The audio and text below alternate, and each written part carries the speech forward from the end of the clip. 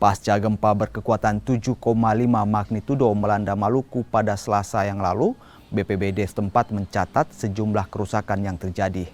Hasilnya sebanyak 290 rumah rusak ringan hingga berat, serta 36 fasilitas umum terdiri dari sekolah, puskesmas, rumah sakit hingga rumah ibadah turut rusak.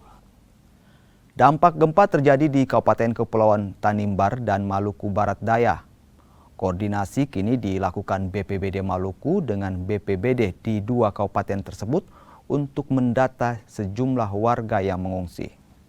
Data terkini jam 1 siang tercatat bahwa untuk Kepulauan Tanimbar, rumah kategori rusak ringan itu 203 unit, rusak berat itu 15.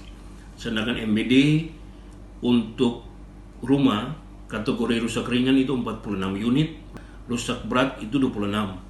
Jadi total untuk rumah kedua kabupaten kota itu rusak ringan itu 249 unit, sedangkan rusak berat itu 41 unit.